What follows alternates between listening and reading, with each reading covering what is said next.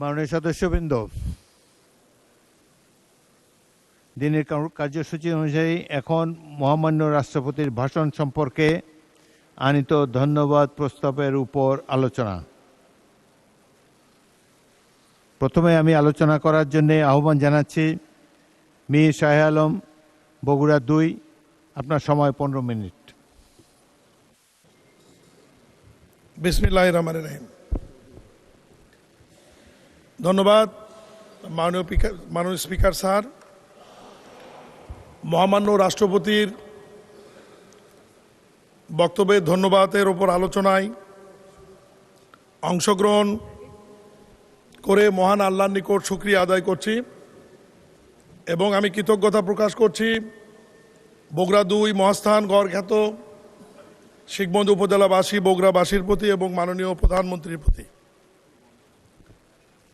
মহামান্য রাষ্ট্রপতি একজন অত্যন্ত ভাগ্যবান ব্যক্তি। এই ভাগ্যবান ব্যক্তির বক্তব্যের ওপর আলোচনা করার সুযোগ পাওয়াতে নিজেকে ভাগ্যবান মনে করছি। এই কারণেই রাষ্ট্রপতিকে আমি ভাগ্যবান বলছি। মহামান্য রাষ্ট্রপতি এই প্রথম একজন রাষ্ট্রপতি যিনি 3 ধরনের 3টি সরকারের শপথ দিয়েছেন।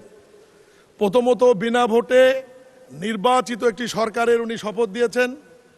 দ্বিতীয়ত সংবিধানে নাই কিন্তু আন্দোলনের মাধ্যমে একটি অন্তর্বর্তীকালীন সরকার এসেছে, ডক্টর মোহাম্মদ ইউনূসের নেতৃত্বে সেই অন্তর্বর্তীকালীন সরকারের উনি শপথ দিয়েছেন।